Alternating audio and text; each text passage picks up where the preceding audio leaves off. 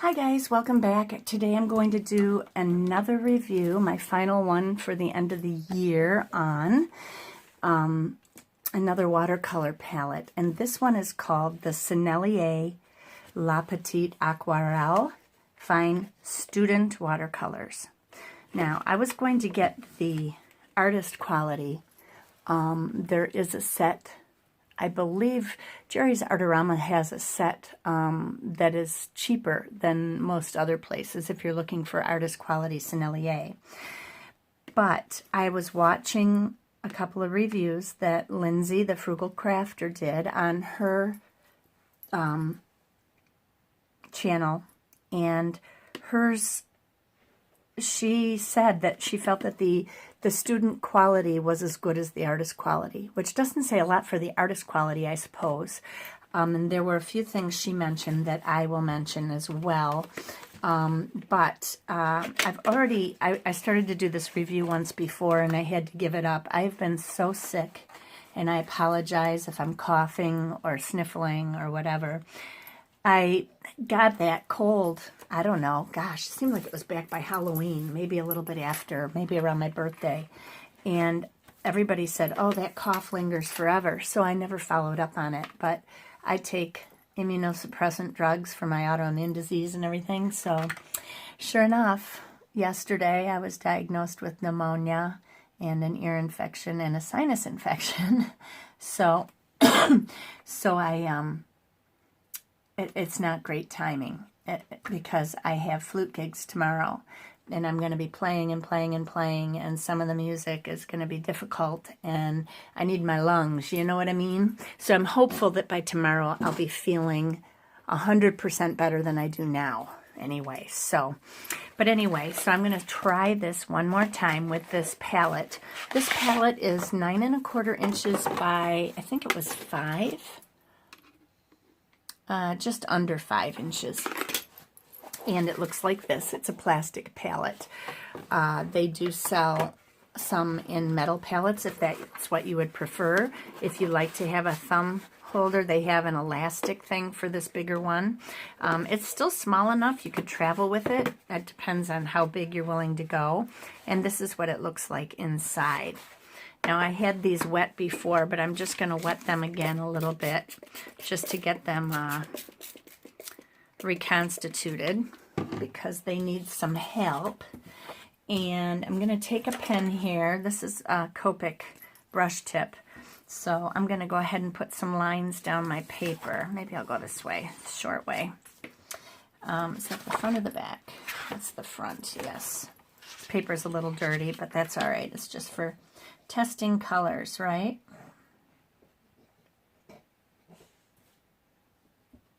I'm skipping here. I'm not used to this pen. It's a little short for my liking. With the cap on, it's a little easier, I guess.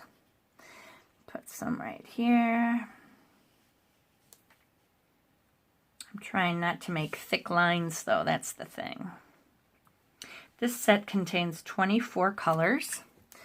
The colors are listed here. We have titanium white, lemon yellow, primary yellow, Sennelier yellow, orange, Sennelier orange, primary red, rose madder, cobalt violet hue, which means there's no cobalt in it, ultramarine, cobalt blue hue, again, no cobalt, in case you're worried about that, phthalo turquoise, primary blue, which is like phthalo blue, deep green, green yellow, forest green, olive green, yellow ochre, raw umber, burnt sienna, Venetian red, burnt umber, Payne's gray, and ivory black. So let's go ahead and see how they paint. And I'm going to just grab my flat brush here and a paper towel. Make sure it's clean. Yes. Okay, and we'll start right with the white. Now, you guys know that I do not care for white watercolor. I like white gouache, but not white watercolor. You can see here, it says it's opaque, but it's really not opaque. I'm going to put down a little bit of my Winsor Newton Designer's Gouache next to it so that you can see the difference.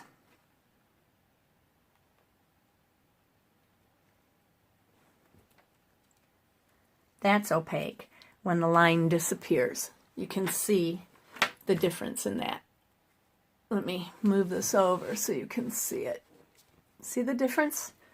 That's the line of the opaque Sennelier white, and then this is gouache. That's why it's always better to spend on one tube of white gouache if you plan on using white at all. Some people don't like to use white. I will use white gouache in some of my paintings, but it just depends. Now, the next one is lemon yellow, and this is a transparent color according to their standards, and I'd say that's transparent. And then we have primary yellow, which is semi-transparent or semi-opaque. To me, it seems about the same. Their light fast ratings they have listed here. I'm not sure how they work. The white says 1. This yellow says light fast rating of 2. This has a light fast rating of 3. Now I'm not sure if 3 is good or 1 is good, but I'm assuming 1 because many of these say 1. But so these are not all real light fast colors either.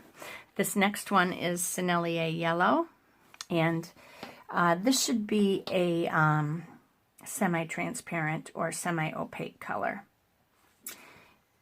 And they lay kind of thin. They don't have strong pigmentation. You really have to, you'd have to go back and layer color, I believe. The next color on their list here is orange, and this does not have a light fast rating. This last one, the Sennelier yellow, says it's not been tested. This orange is not laying color well at all. Wait, 1, 2, 3, 4. 1, 2, 3, 4. I just want to make sure I'm taking the right color here. There, that's a little bit better. You really have to go over it a bit, though. It's strange. Now, the Sennelier orange is transparent, and it has also not been tested for light fastness. Whoops. I got 2 colors here, but that looks really pretty when you do that. Let me just take one. Wait, I'm on the wrong color here. I'm sorry. I want this orange. That's the Sennelier orange. Now the next one is primary red. It's a beautiful color in the pan. Let's see how it lays here. The primary red is also a transparent color, and it has no ASTM ratings. So then we have Rose Madder. Now Rose Madder, it says here is a 1, but I thought that that was not light fast. Maybe I'm thinking of Opera Rose. That's the one I'm thinking of. And that is transparent. That's a beautiful color. Let's see if I can get more light on here for you guys. Oops, I'm so sorry. I've been zoomed in. Darn it. Okay, back here. This was the Sennelier orange, and I had to keep laying it. I'll show you what happened. The Sennelier orange, when I went to lay it, it kind of streaks a bit, and I had to keep going over it like this to get it to lay. Then I had the primary red up here, which is transparent, and it's very beautiful. Great pigmentation. Then I have the Rose Madder, which is also transparent. One second. Okay, and this one was the Rose Madder, which is also transparent. Now, as far as the ASTM ratings go, ASTM just stands for American Standard for Testing in Materials. It's the standard for paints where they set light fastness. Now, you can always do your own light fast checking, but the companies, some of them will say some of their colors are not tested, or they may be in the process of being tested, but they'll wait years before they release the results because they keep light on them for that long. So according to this, this yellow is 2, which is okay. 1 is the best. 1 is excellent. 3 is not very light fast. 2 is kind of eh. Then this yellow is a 3. The primary yellow is a 3, which means it is not light fast at all. Then this Sennelier yellow has not been tested. And this orange has also not been tested. This Sennelier orange has not been tested. Actually, it's down here. I had to redo it. And then the primary red, not tested. The rose madder has a light fastness of 1, which is excellent. And then we go on to their violet, which is cobalt violet hue. That also lays very thin, if you can see this. There's just a lot of white streaking in it, and I'm not happy with that. I'll go over it again here and just keep going over it. And that one has a light fastness of 1, excellent. Then we have ultramarine, and this one is also transparent. That one's transparent, and has a light fast rating of 1 according to them. Does not lay very well again. I'm not thrilled with this. And to buy the student set, I think you can get that for $31 on Amazon. And if you buy the artist quality set, I think their recommended retail price is like $120. But over on Jerry's, you can get a set of 12, or maybe it's 18 for $60 in a metal tin, if they're still doing it. Then this one is cobalt blue. And it says it has an ASTM rating of 1. But it is very, like, milky. Almost like there's white in it or something. It's like ultramarine plus white. I wonder. I don't have there's nothing written as far as their pigments go, what pigments are in them. And I know in their artist quality ones, they add white to some of their pigments, which is a real problem if you're not liking white. So I'll bet if I add ultramarine, let's just do a little test here. Put some ultramarine over here. And then I'm going to add a little bit of white on top of it. And we're going to see if we can make cobalt. Well, I got that a little too milky. I really wonder if that's what happened here. There. Looks almost the same if you get the white toned down a little bit. Very similar. Although it says that this is opaque, which means it probably does have white in it. Okay, then the next one is phthalo turquoise. Let me back you back out again. I think I'm sorry, I did that off frame because I was zoomed in again. Here, I just put white and ultramarine blue together. And it looks like this color. So I think that's how they make their cobalt. I'd have to look it up online. And then we have phthalo turquoise. That's a beautiful color. That one only has a light fast rating of 2. And it is transparent. Then the next one is primary blue, which is like a phthalo blue. That is transparent. Also only has a light fast rating of 2.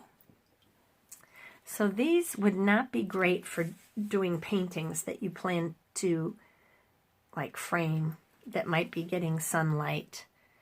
You'd want to use colors that have better light fast ratings because these will fade over time or the colors will change to a different color. This one is their deep green. which to me looks a lot like a Viridian green. That one is transparent, and it has a light fast rating that is excellent. Then the next one is green yellow. Oops, I got a little bit of that other one in there. Let me do that again. I'm bad with half pans.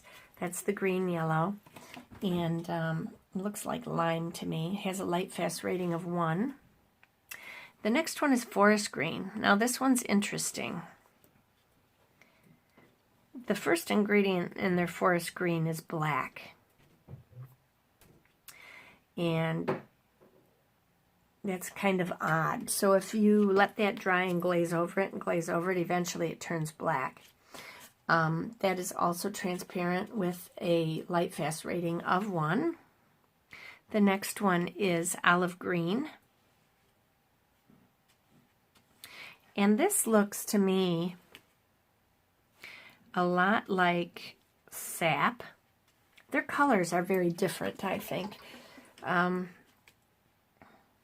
It has a light fast rating of 1 and is semi-transparent. This is also semi-transparent, these two. Our next one is yellow ochre, which is an opaque color.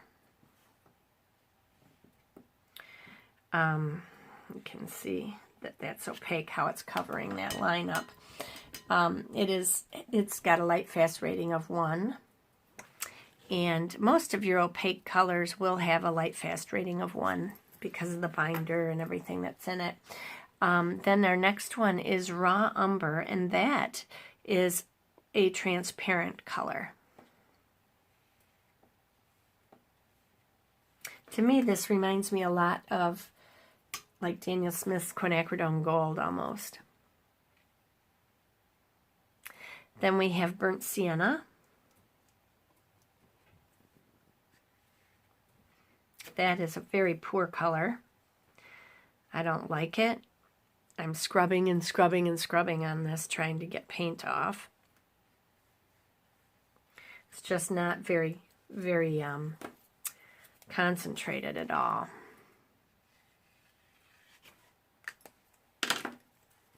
So I'm unhappy with that one. And their burnt sienna has a light fast rating of 1. Then we have Venetian red, which should be an opaque. That's usually an opaque. What do they say? Yes, they say it's opaque also. Yeah, beautiful color though. Great brick color. Then we have burnt umber. They say is transparent. Usually your burnt umber is not, but this one is, and it's very thin. Can't make it much thicker. Then I have Payne's Gray, which is usually a, oops, I hit the black. It's usually a semi-transparent or semi-opaque color. Beautiful. It's like it's got a lot of indigo in it. And then their last one is ivory black. Ivory blacks tend to be more of a yellowy black or a brown black to me. And this says it's opaque, but it's not very strong. But you can see the pigmentation in it. It has kind of a yellowish hue. Now, if I took some of that black, like if I were to make my own black, I like to use indigo in my blacks, or I'll use Payne's Gray very heavily and make that a black because it's got a lot of blue in it. But I could take this black and make it blue by just laying that down and then laying some ultramarine over it. And that starts to blue it up. And then it makes it a prettier black. But anyway, that's the testing on that, and that is considered an opaque color, but it's very thin, I think. As far as this goes, this set would be a good student set. Most student sets don't have terrific light fast quality, but And a way that you can protect them is if you're going to have a painting that you like and you decide you want to frame it, and you have colors in there that aren't light fast, just make sure you frame behind UV glass, excuse me, or behind museum glass. They're very expensive, like museum glass for like a 12 by 16 frame is about $65. So it's not cheap. That's why framing can get so expensive, because they use special glass and all that. So these are the colors. They're actually pretty, but I like strong pigments, and I'd rather water them down myself to make thinner washes. Here, I feel like I would need to go back on a lot of these colors just to make them strong enough to add more color to them, like to go over them a second time. That gives me the strength of color that I would see like in a Daniel Smith paint. Now, from what I've seen, the artist quality colors do exactly the same as this. Some people like them. I'm not saying that Sennelier is a bad company. In fact, I love their oil pastels. I have a set of their oil pastels. They're beautiful.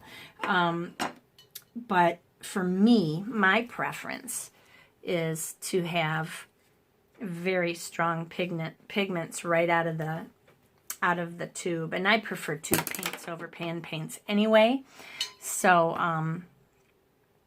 yeah, I just feel like you'd need to go over them a couple times. And if that's the way you paint, that's great. You know, usually you're layering your paints anyway. At least that's how I work, but I like to know what I'm laying down, and I'm used to a certain way to paint, and when I change paint brands, that's when things get a little crazy, because then I don't know how to use the paints as well. So it's just a matter of reteaching your brain. Well, so I did not get a painting done as I was hoping on this Sennelier review. I apologize for that. It's Christmas Eve now. I did this yesterday on the 23rd. So I ran out of time. I just haven't been feeling the greatest, and I've had to do a lot of practicing for my music gig. So I'm on my way out the door for those right now. And I just wanted to take this moment to wish everyone a very happy holiday, whatever it is you celebrate. Merry Christmas, Happy Hanukkah, Kwanzaa, whatever it is. I wish you all the best for the holiday and for the coming new year. So thank you all for subscribing to my channel.